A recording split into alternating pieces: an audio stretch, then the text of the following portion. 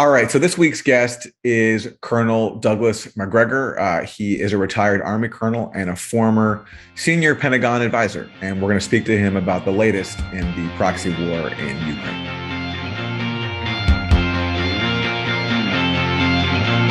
Colonel Doug Macgregor, thank you for joining us. Absolutely. Happy to be here. So the dominant media narrative we're getting right now is that Russia is on its back heels. It's been pushed back in a series of Ukrainian counteroffensives, and there are more to come from Ukraine. And Putin is desperate. That's why he is calling up these hundreds of thousands of reservists. From your vantage point, how do you assess things right now? Well, like most of you, I'm trying to keep up with current events as best as I can. That's not an easy task these days. But what we've seen now for the last 2 months in southern Ukraine on the Russian side is effectively what I would call an economy of force mission. Most of the regular army, in fact, all the regular army combat troops, and there were never more than 80,000 of them in Ukraine to begin with, have been largely withdrawn. And they have been replaced by a little over 50,000 troops who are very good fighters, by the way, but we would call them either volunteers or mercenaries or National Guard types, reserve formations, principally the Chechens commanded by Kadyrov, and you have some Kuban Cossack organizations. You have the Wagner mercenary groups, if you will. The Wagner fighters and the Chechens are absolutely first rate. Their mission is very simple. We're putting you on the periphery in a defense of southern Ukraine, the areas that we now occupy as Russians, that we've now annexed. We want you to defend them, but you're under no obligation to defend to the last man or to defend every inch of terrain. You are free to withdraw whenever necessary in order to find more defensible terrain, because your real mission is to drag in as many Ukrainian forces as you can and destroy them, principally with artillery, air power, and long-range strike weapons. And that's what's been going on. And the kill ratio has been, up until now, for every one Russian soldier or Russian volunteer, Chechen, whatever, in southern Ukraine that's wounded or killed, and there are very few being killed, 5 to 6 Ukrainians are killed or wounded. And that ratio seems to be improving in favor of the Russian side every day. But what we have is an attempt by the Ukrainians. They're throwing virtually everything they have, including the kitchen sink, into this. Almost 300,000 people, of whom maybe 30,000 are really very well trained. And they're concentrating 40 or 50,000 whenever they can in a relatively narrow zone against perhaps 3, 4, 5,000 Russian troops. And in some cases, they're succeeding in pushing them back. But in the process, they're losing 40 to 50% of the attacking force, and they can't replace the equipment. And what happens is that they move perhaps 20 miles, 15 miles to more defensible terrain. And we got to understand, in this part of the world, everything's very open and rolling. So if you can fall back to a slightly higher elevation with an open field of fire, in other words, you're not looking at forest or looking at a village or a town, you have the ability to destroy large numbers of attacking Ukrainian forces in relatively short order. And that's really what's happening. So these great claims of, we're raising the flag and whatever it is, we've gotten it all back, we're heroes and we're winning. That looks good on television. It's a great propaganda ploy, but in reality, it's not gaining anything strategically, and it's playing into the Russian hands. Why is there such a difference between what is happening on the ground and the way the media is covering it? Well, as I mentioned earlier today, someone pointed out to me, and then I subsequently listened to it on Fox. I think it was Lieutenant General retired Kellogg, who is part of former President Trump's inner circle, was telling everyone on Fox that the Russians were running out of tanks. Now they have to fall back on T-62s. Well, this morning, long columns of brand new T-80 tanks from the Russian army were seen moving into the northeastern section of Ukraine, crossing bridges, moving in very rapidly. And we've already seen T-80s begin to show up down in southern Ukraine. So I don't know what the source of information is. Leon Panetta was on saying similar things. And then, of course, there's always the claim Putin can't survive this. Putin's back is against the wall. He's not going to be with us much longer.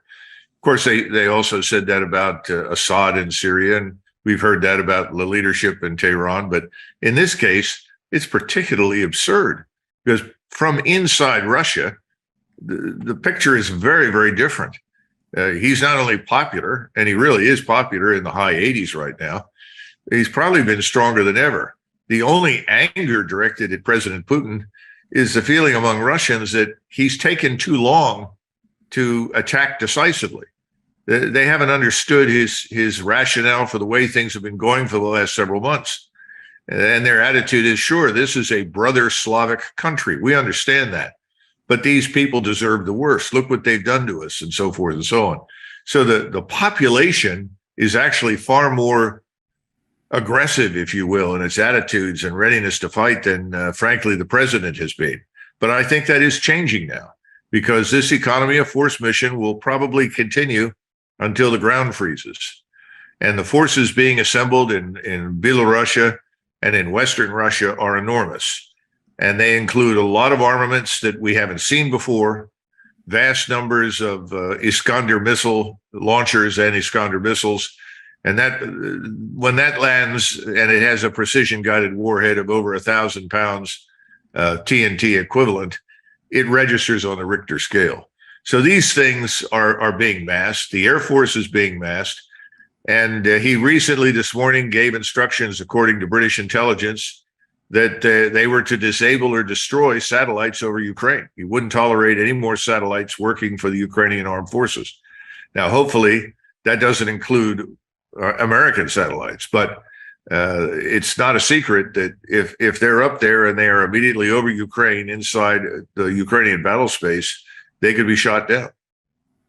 You mentioned people inside Russia, in the establishment being frustrated at Russia's war strategy so far as not being aggressive enough.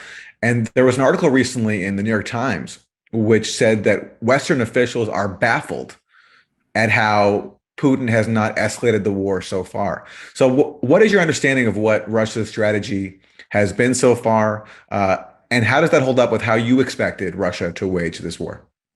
Well, answer to the first question is, Aaron, I'm not on distribution from the Russian General Staff, the Stavka in Moscow. So I have to try and glean from lots of people that are on the ground over there in Europe, as well as some analysts here and in Great Britain, but mostly in Europe and Germany and elsewhere. And what emerges from this is the following kind of picture. I think it's very clear that when President Putin began this campaign, he fully expected that when he demonstrated that he was serious about eliminating the threat to Russia in eastern Ukraine, something which he had been talking about for a long time. This was over the last 8 years, was made very clear. He also expected that he would have a negotiating partner. He thought that not only would the Ukrainians want to negotiate, but he thought, I think, that Washington would be interested in negotiating an end to the fighting and the conflict. I don't think he appreciated the level of ideological commitment and hatred in support of a war with Russia and our willingness to turn this proxy war into our war in all but name, using Ukrainian lives instead of American and NATO lives per se. So it took him a while to come to terms with that. And I think he eventually did, especially when Mr. Biden went over in April and made his speech about regime change and talked about other things. I think at that point, they figured this is a waste of time. These people aren't interested in negotiating an end to the conflict. At that point, they took stock and they said, okay, we're going to strike back, but we're not going to strike back in piecemeal fashion. We're not going to launch a series of offensives to drive back the Ukrainians. What we're going to do is take what we had originally thought was Russian anyway, which of course is, the people that live there are Russians in those areas.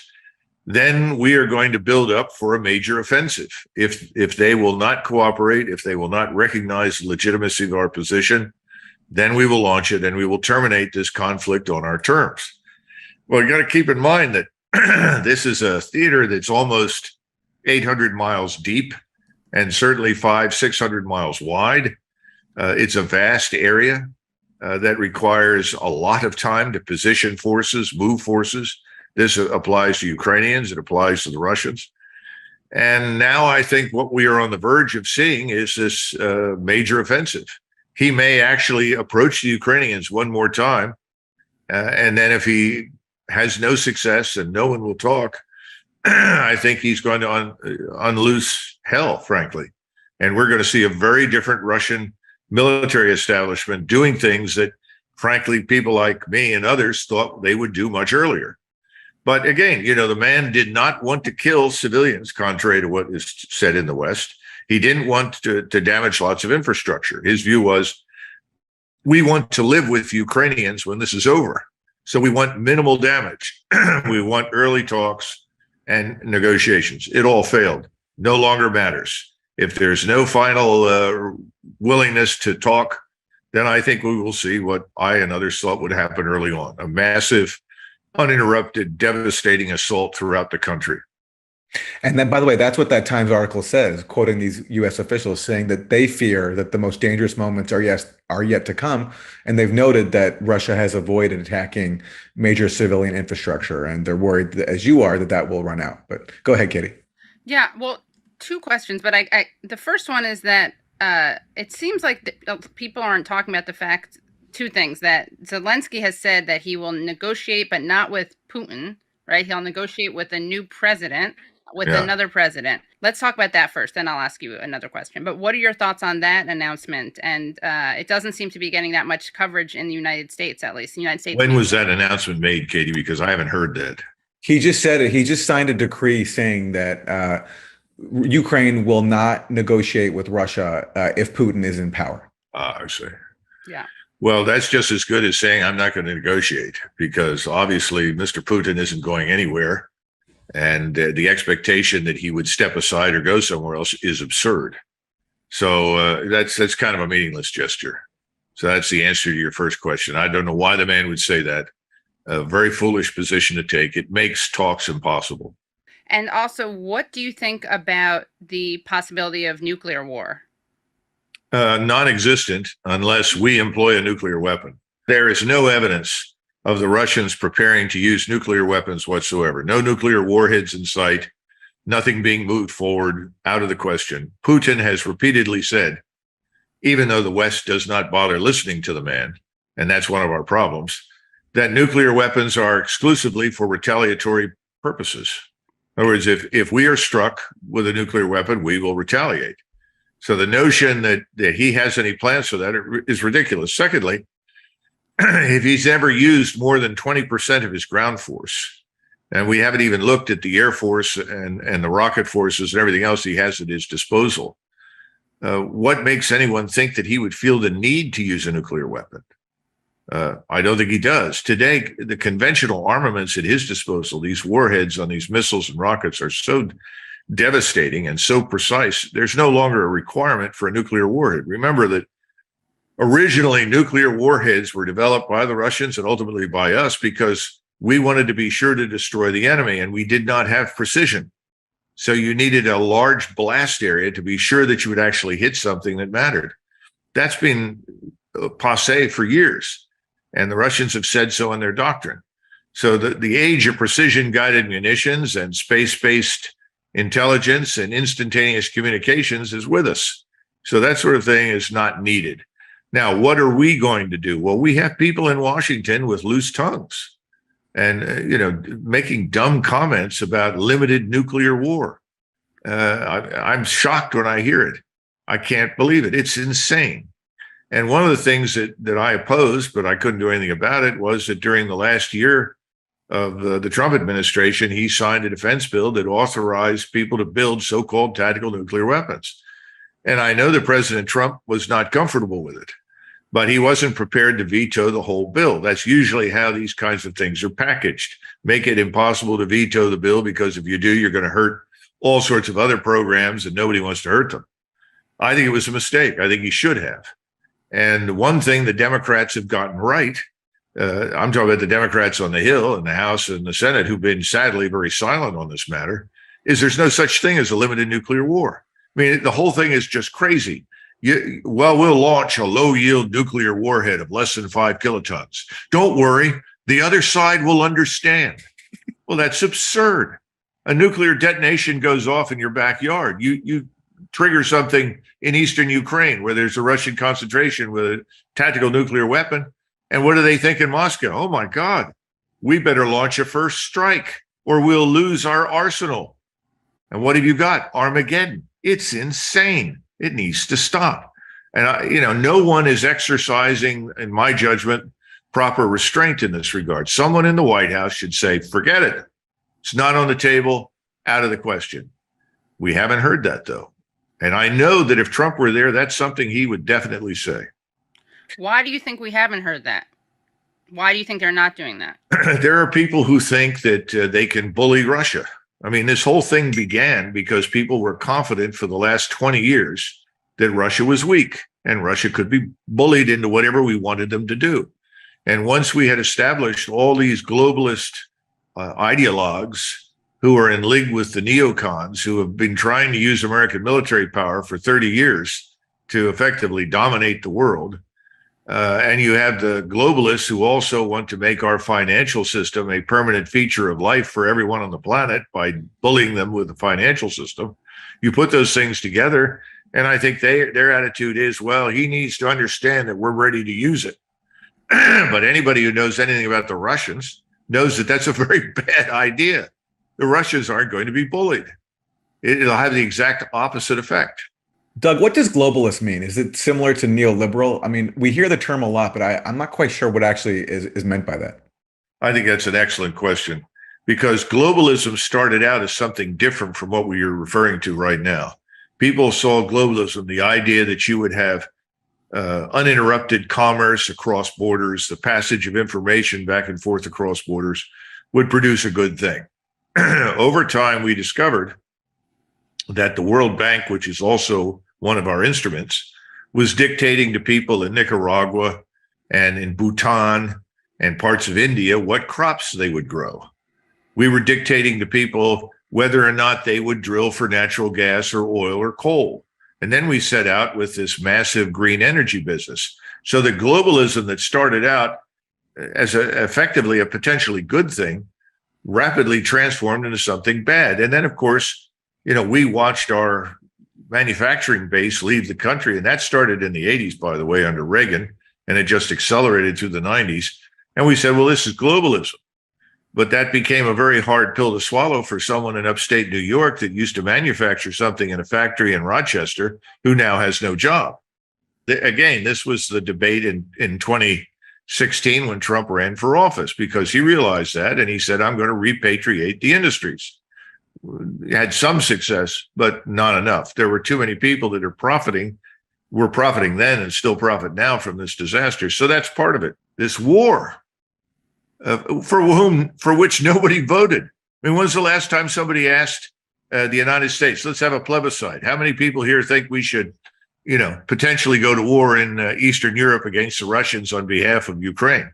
No one's being asked. Same things happen in Europe, and the Germans are saying, wait a minute, we didn't sign up for this. And that's why I think NATO and the EU, for example, these institutions are in very great danger of fragmenting and falling apart. And of course, remember, the globalists said those were the institutions that we were, quote unquote, defending. So let me ask you about a major infrastructure project that just got sabotaged, and that is Nord Stream, these two pipelines connecting Russian gas to Germany and the rest of Europe. Now, they were already idle because Nord Stream 2 was shut down by Germany under U.S. pressure right before Russia invaded in February. And Nord Stream 1 was shut down by Russia recently in response to Western sanctions. But now the pipeline is sabotaged, at least for a long while, with these explosions. Both Russia and the U.S. have accused the other of responsibility. What we do know is that the U.S. has been trying to kill Nord Stream for a very long time. Why has this been such a top priority for the U.S. to shut down this pipeline? Do you have any easy questions you want to ask first before we go? What's your favorite color? What's your favorite meal? What's your favorite snack? My favorite color is red. Anyhow. Me too. what should we do? We need to step back and understand larger strategic interests, at least interests that may or may not be real for the American people, but are being driven in Washington by interests. The largest, most powerful scientific industrial state in terms of output, production, growth, all of those matters by any measure in Europe and in much of the world, frankly, certainly it's in the top 3 or 4, is Germany. Historically, there has been peace in Europe and cooperation whenever Moscow and Berlin have cooperated. And that goes back over 300 years. And I think the Anglo-Saxon powers, Great Britain, primarily the British Empire, and then the United States, and now both Washington and London, have decided that whatever happens in the future, that level of cooperation and collaboration should never happen again.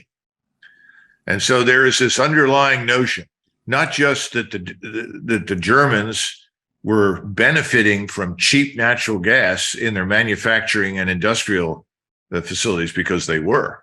Right now, the German chemical industry, which is the leader in the world, optics, leader in the world, some of your more advanced medicines, leaders in the world. We haven't even gotten into steel and other areas of technology and engineering that the Germans lead in. All of those things are shutting down. Tens of thousands of Germans are out of work. So in addition to being unable to heat your home, you're no longer able to make a living, and the economy itself is being destroyed. Now, when this became clear to even someone as disappointing and unimaginative as Olaf Scholz, the accountant who became prime minister, he decided that it was time for secret talks with Moscow to find a way out of this, because he recognized that Germany was in serious, serious trouble economically and, most important, socially. Go back to what I was discussing earlier. You know, all the problems in a society that are suppressed and held in check by various forces suddenly come to the surface when the state turns out to be feckless and incapable. That's happening in Germany. So they're talking about social unrest on a scale no one has seen since 1929, 30, and 31.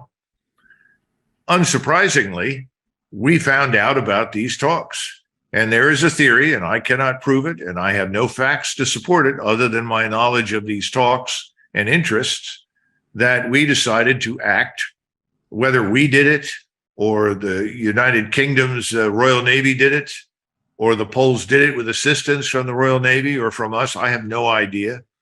But suddenly we had this detonation and put this pipeline out of business, which essentially foreclosed German options and said, whether you like it or not, Germany, you are a vassal state of the greater American empire.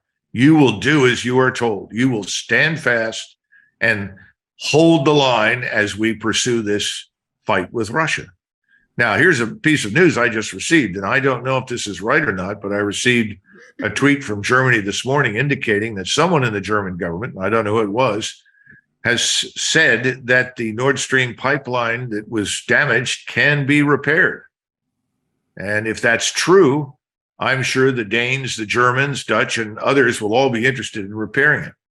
The other little piece of information that Americans are not aware of is that very suddenly, within 24 hours of the destruction of Nord Stream 2, you had in Poland a pipeline that had been built between Norway and Poland to carry natural gas suddenly begin to operate and provide, by the way, much more expensive natural gas than the Russians to the Poles.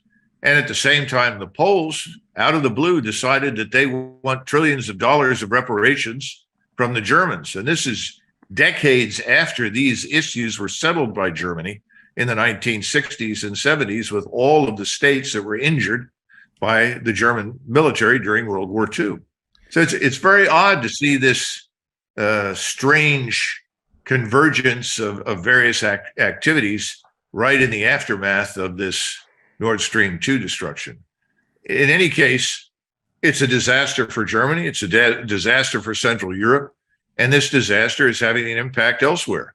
Things are very bad in the United Kingdom. And the Norwegians have already told the British that if they're short energy this winter, that Norway may not be able to help them. because Norway has its own needs, as well as it's paying customers elsewhere. What we're finding is that all of the European states that have lived together in relative peace and harmony for 50, 60, 70 years, they're not so harmonious. And they are out for themselves. And no one gives a damn if something is what they desperately need and someone else has it. So that's why I say I think this entire superstructure of the EU and NATO is likely to first fragment, splinter, and then either fall apart officially or just sit a collection of empty buildings in Belgium somewhere. Well, what you're saying is very plausible, because if Russia and Germany are looking for an off-ramp, blowing up the pipeline takes away Russia's most compelling incentive to Germany, which is, resuming the supply of cheap natural gas. But in terms of your claim that there were secret talks between Germany and Russia toward this end, this is something you've heard from your own sources, or this has been reported? No, I've somewhere? read that in open source in German newspapers as well as here. You can find that in the media. It's very difficult, but you can dig it out. And I think it's entirely plausible. And remember, both Macron and Scholz were talking off and on to Putin. And I think that's another reason that Putin was not putting his foot on the gas with regard to military power, because he thought, well, perhaps Macron and Scholz are actually going to sober up. They're going to take the lead and we'll put an end to this conflict. Again, he was disappointed. What is it that the United States and the West wants to achieve? Like we keep hearing talk of weakening Russia, making it so that they can't do something like this again. But I don't think that they're being motivated by humanitarian concerns. I don't think that they care about saving the lives of Ukrainians, or else they would be probably engaging in or encouraging diplomacy and negotiations. Mm-hmm. So what are their actual motives? Why do they care about weakening Russia? Another easy question for you. Dimitri Simes asked the same question on Monday. And you have to set aside rationality. Because once again, if you look at it from a purely strategic interest standpoint, we have no interest ultimately in who controls Eastern Ukraine. I mean, let's be frank. It doesn't make a great deal of difference to us. What we do have an interest in Eastern Europe, as well as in the rest of Europe, is avoiding a war. And that has been part of American national military strategy since Eisenhower was in office. Whatever happens, we must work hard to avoid a direct confrontation with the Soviet Union. And subsequently, after the collapse, even President Bush, said we no longer regard Russia as an enemy, but we have a permanent interest in peace in Europe.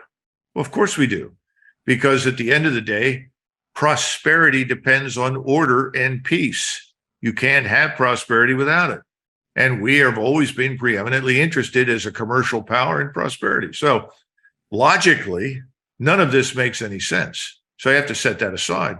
Let me ask you about this news from OPEC, where they just announced that they're going to slash oil production by 2 million barrels per day. The fear now is that this will push up oil prices worldwide. And the Biden White House sees this both as obviously a big threat to their own political prospects in the midterm, but also helping Russia in the proxy war in Ukraine. This is just happening as we're speaking, so you might not have had the time to look at this news, but I'm wondering, just hearing this now, if you have any reaction to it and what this means for the proxy war going forward. Well, I think it's very important because for a very long time, as we talked about earlier, people were tired of being bullied by the United States, not just with military power, but through the global financial system that we control and dominate. In other words, the dollar-based system of commerce and exchange. People have been looking for an alternative, but this financial system that we've built is both very effective. It's extremely beneficial to us. It's not easy to replace. And this serious effort to now replace it has begun. So you have many countries that are interested in quote unquote de-dollarizing, and that includes the Saudis. I think it's spreading to the Emirates. India certainly is part of that. So is China. Frankly, the Japanese are uncomfortable with it. And one of the things that's happening that nobody ever bothers to point out, which I find very strange, is that the Japanese and the Chinese are currently dumping their U.S. treasuries.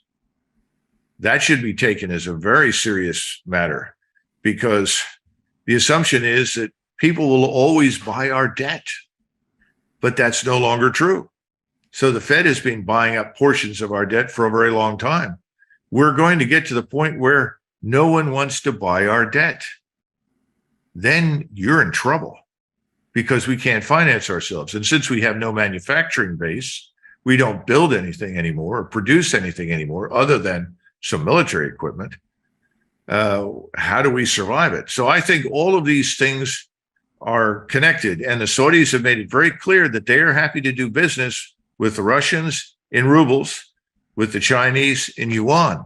And remember, it was the petrodollar that succeeded the gold standard dollar that went out of business under Nixon.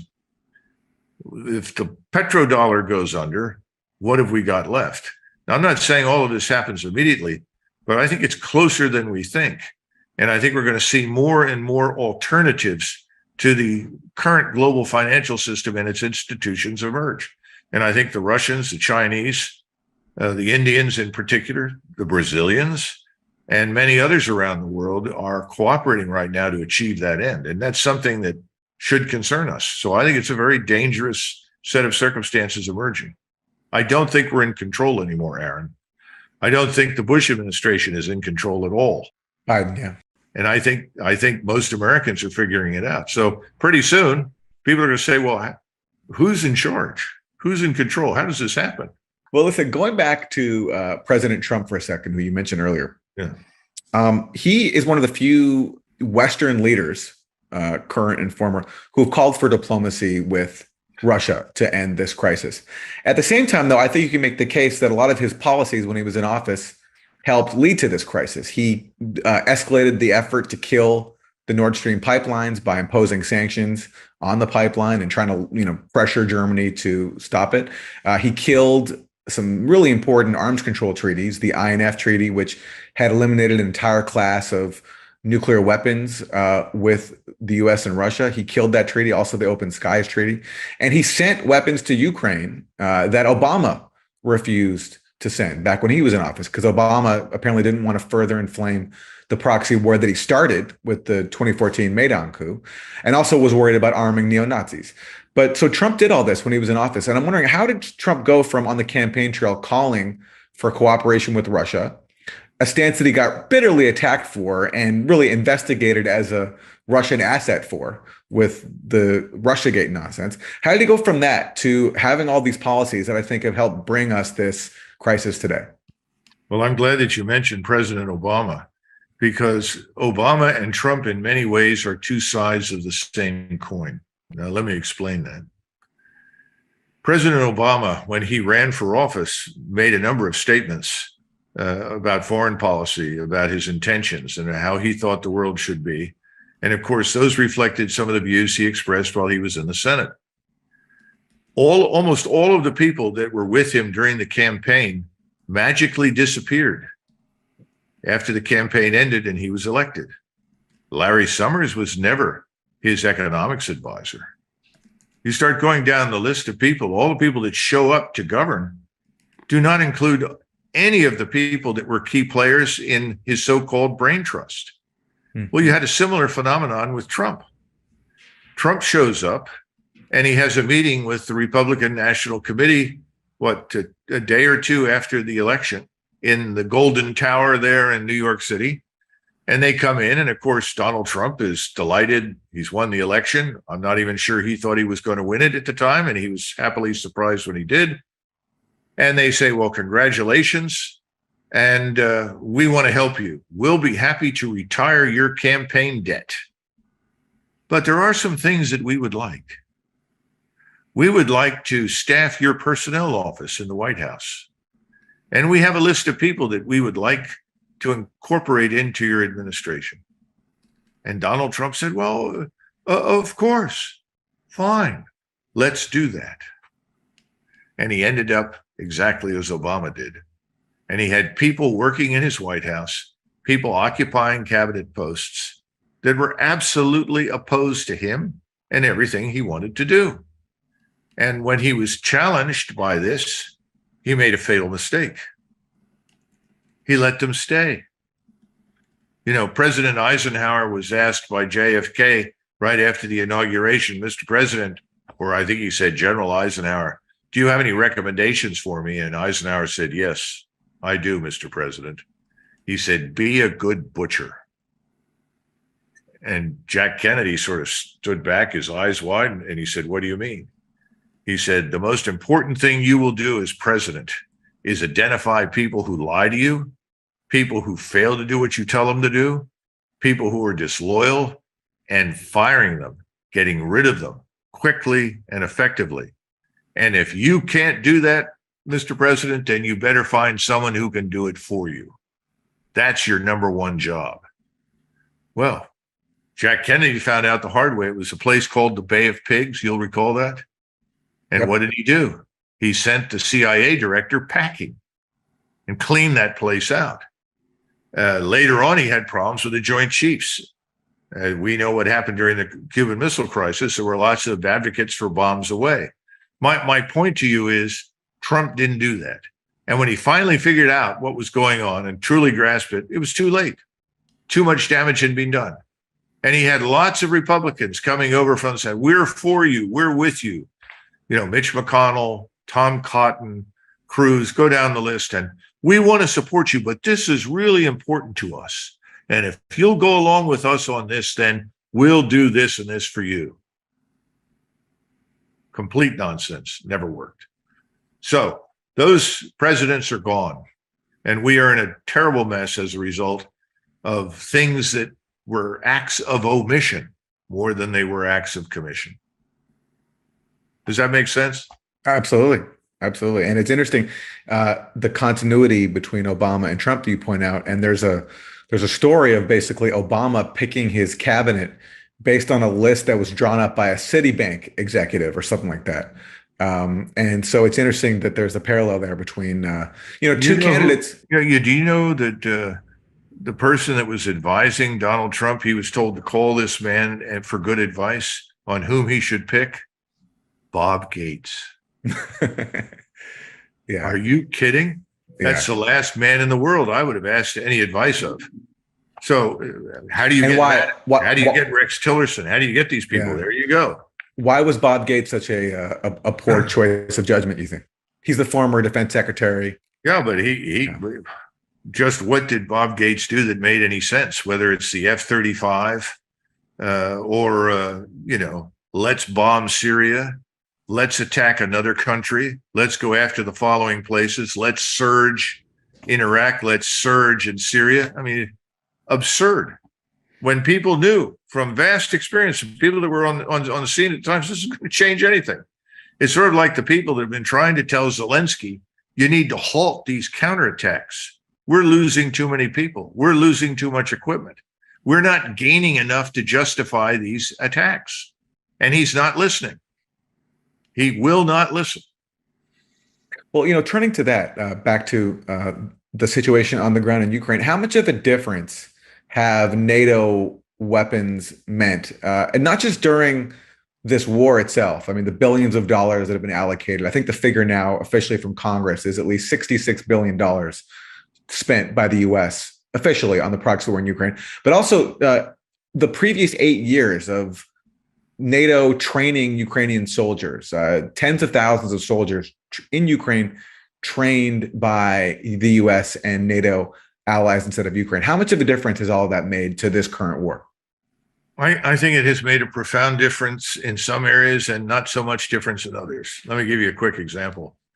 This is something which we did not buy and give to the Ukrainians. It's called Starlink. It's a system that was developed by Elon Musk, and it's satellite based, and it's near instantaneous. You have a dish, satellites keep coming across.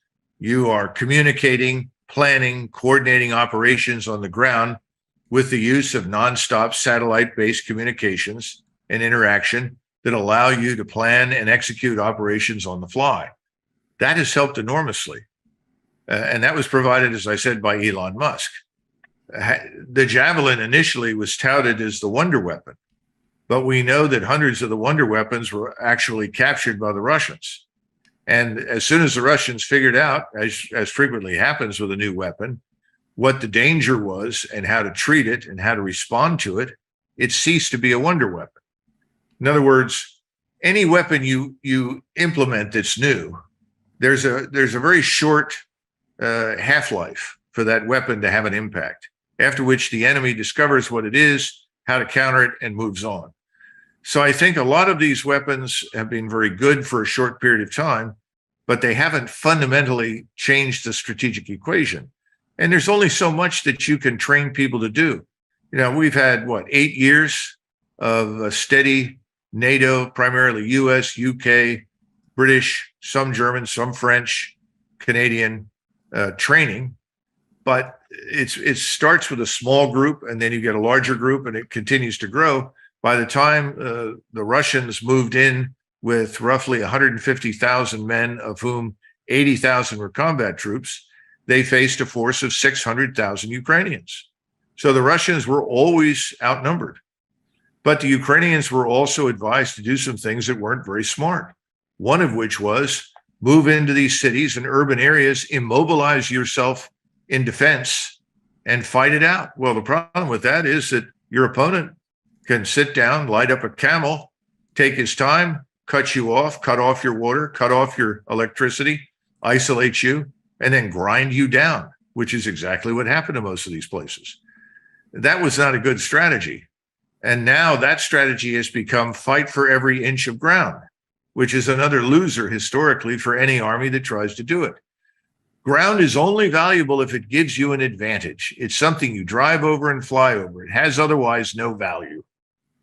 So militarily, it has to have a value for you that gives you an advantage to hold on to it.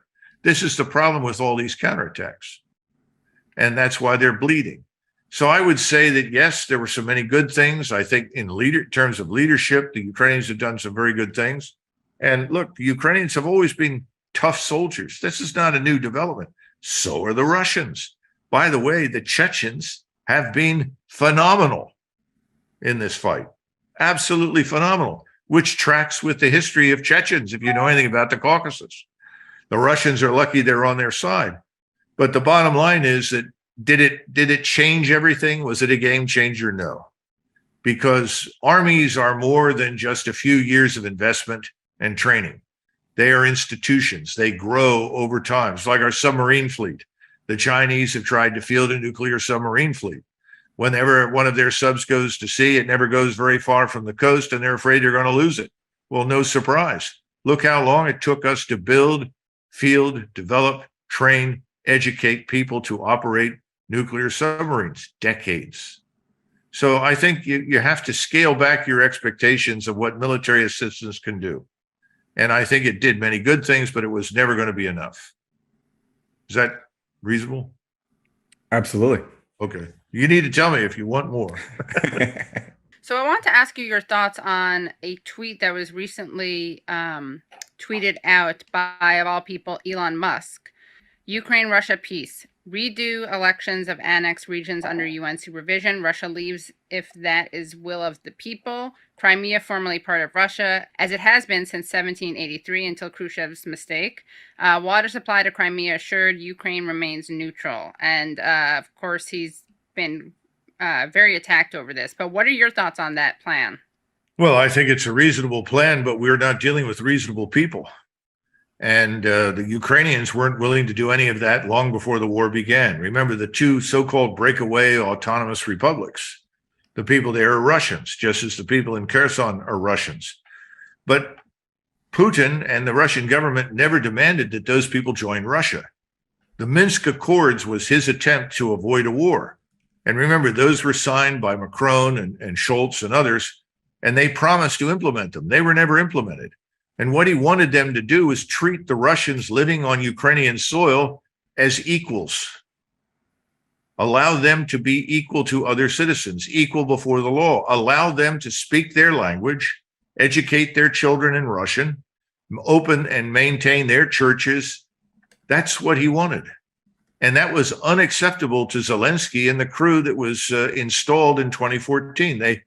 I don't think Zelensky ever was. I'm still not entirely sure how Kolomoisky and George Soros and Victoria Nuland discovered him and put him in power. That's another story. But I think the radical nationalists and those people are the people you referred to earlier as neo-Nazis. That's accurate. They were the ones that said, if you don't want to be a Ukrainian, you can leave. Your only alternative is to quote unquote Ukrainianize, whereas give up your identity, your culture, your language, your schools, your church, and become one of us. And of course, in that part of the world, those things don't happen. I mean, this is the problem with denationalization. Race, religion, language, and culture are part of what makes us human beings. We are not just economic animals. We're not all Pavlovian dogs. Feed us and we're happy. There's more to us than that. And he was demanding that all of that be flushed and you become members of the new Ukrainian state. The second part is that almost as soon as he took over, the Ukrainian forces began attacking the autonomous republics, shelling these places, killing people, large numbers of civilians that had nothing to do with anything. And no one did anything about it, even though Putin kept saying they must implement the accords. And Ukrainians kept saying, you have to send us the taxes that you collect from the people in those republics. Well, the Russians said, well, then if we pay you taxes, which we're not collecting, by the way, because these people are at war under shell fire, but then we're paying you, who's going to pay for their homes, their schooling, their medical care, their sewage, roads, bridges? And of course, the answer was, that's not our problem. So there was never a willingness on the Ukrainian side to implement these accords. And Putin made that very clear. He told us that, and we didn't care because apparently we wanted the confrontation. When I say we, the people in power in Washington, and the same people today who went in and told Donald Trump, you have to give us this, you have to support us with this. If you want us to do X, Y, and Z in support of your agenda, you have to help us in Ukraine. And he finally buckled under pressure and went along with it. Those people are still out there right now arguing for a fight to the death, to the last Ukrainian to defeat Russia. They're there. They haven't gone anywhere. And that's why we don't talk about Republicans and Democrats much anymore. We talk about the uniparty. Who are we kidding? I grew up with Democrats. I'm from Philadelphia. Democrats I grew up with were great people, great Americans. They would never sign on for any of this. I don't know what they're talking about. So I don't think it's Democrats or Republicans anymore. I think it is this uniparty that is enriching itself on a scale that I don't think we've ever seen in American history. I mean, how did Liz Cheney go from being worth $7 billion to being worth over $40 million in the space of 2 terms, or what is it, 3 terms, 6 years? It's insane. I mean, how is that possible? Well, we know how it's possible. The system doesn't work. It's corrupt. Doug, after this proxy war is over, we can debate just how involved George Soros has been in all of this. Although, I will concede that he has spent a lot of money on efforts to bring Ukraine into the pro-Western camp. I just don't know how involved he was in bringing Zelensky to power. But we can leave that aside. But I do want to ask you, you mentioned how there are just forces inside Ukraine who just don't see the Russian-speaking population as equal. And, a major force that represents this is, of course, the Azov Battalion, which for years, it's been openly acknowledged. You can read about it in the New York Times, that they're openly neo-Nazi. Congress in 2018 banned any U.S. assistance to Azov. But all of a sudden, since the February invasion, it's like all that recent history is forgotten. And now in the New York Times, you'll see headlines like this one, which talks about commanders of Azov who were freed under a prisoner swap having an emotional reunion with their families, and no mention at all anymore in the Times of what they used to report, that Azov is neo-Nazi. And I'm just wondering your response to all that, seeing just the contrast before the invasion and afterward, how the U.S. has treated a neo-Nazi paramilitary group that it once banned assistance to. Well, Kolomoisky, who is the billionaire oligarch who's most responsible for our friend Zelensky's emergence from obscurity, is Jewish. He is the number one funder of all the neo-Nazi organizations and formations. Makes no sense to me. I can't conceive of that, frankly, but that's the case. I think that at this stage, if the globalists want to win, they'll use anything and anyone to win. That includes neo-Nazis. It includes blowing up pipelines. It includes sanctions. It includes anything that they can find. No stone will be left unturned. And by the way, you mentioned Soros. Well, you mentioned Soros, there are people telling me that he's practically the shadow NSA. That may well be the case. He's a violent Putin hater. And of course, just as he is persona non grata in Russia, he's also persona non grata in Israel because he's a well-known Israel hater. So it's a very strange set of circumstances for which there is no easy explanation. But war is like that. You end up with partners you never thought you'd have and enemies that you never thought you'd have. And that's where we are right now. So if you're again, I just set rationality aside because I don't think it has much impact anymore. Shifting gears a little bit, the New York Times has an article. It says, U.S. aims to turn Taiwan into giant weapons depot. Officials say Taiwan needs to become a quote-unquote porcupine with enough weapons to hold out if the Chinese military blockades and invades it, even if Washington decides to send troops. So what are your thoughts on that? Well, the supposition is that Taiwan is an inevitable target for the Chinese, that China will invade Taiwan, that China has always wanted to invade Taiwan. I don't think that those things are true. If you go back to Xi's statements at various party congresses, the idea was that the two states would grow together. In other words, over time, whatever was different about them would be set aside. They would grow together. And they envisioned, as I recollect, unification between Taiwan and China sometime around 2040. That doesn't sound to me like a plan to invade. The second thing is that if you look at the PLA doesn't have the transport to move tens of thousands of soldiers over 100 miles of water to reach Taiwan. We know how difficult it is just across the English Channel, which is considerably narrower. What are we thinking? I mean, crossing 100 miles of water to mount a major invasion is very difficult. Then the third thing is that the Chinese do a land office business with Taiwan. And most of the Taiwan banks have vast quantities of their money on the mainland. I don't see much appetite in Taiwan for war with China. In fact, every time we sail ships through the Straits of Taiwan, the Taiwan military has asked us to, will you please stop doing that? Because every time you do that, we have to contend with some angry PLA statement and an overflight from PLA jets. It doesn't sound to me as though they're particularly worried or afraid at this stage. And then finally, remember this. Taiwan was the unsinkable aircraft carrier for the Imperial Japanese Armed Forces. All the major invasions of southern China through Shanghai and elsewhere were launched from troops brought from Japan to assemble on Taiwan that then invaded China.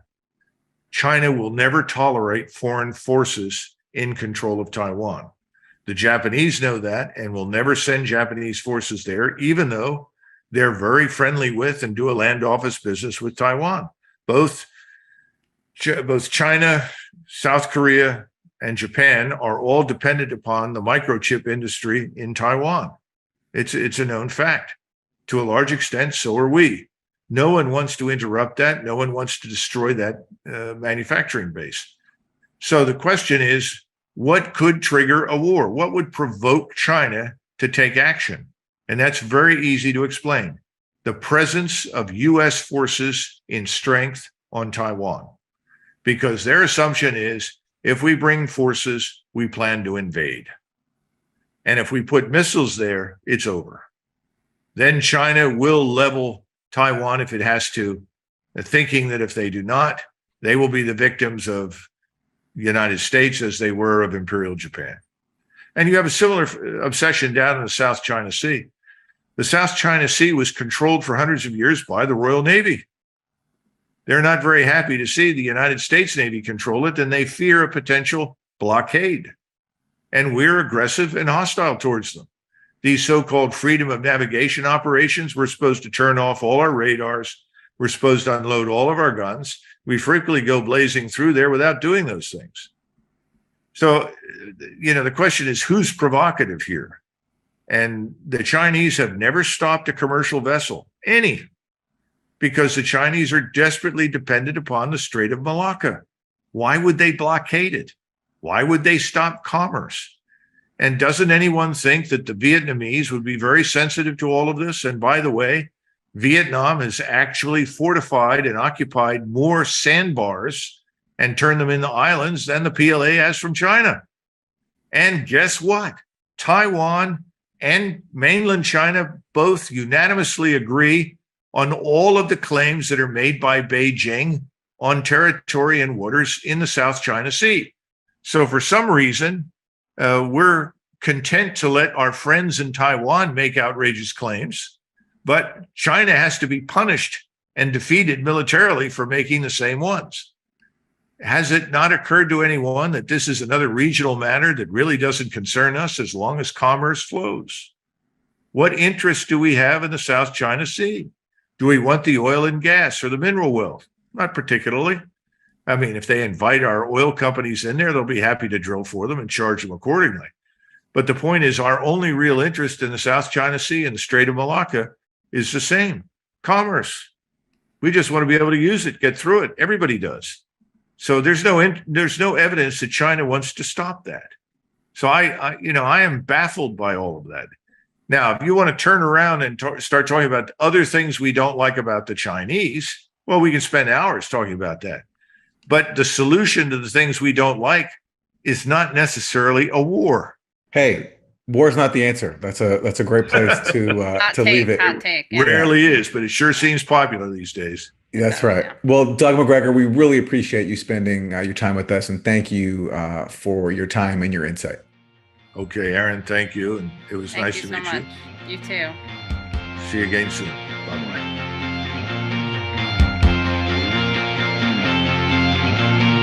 That was the best anti-globalist I've heard in a long time.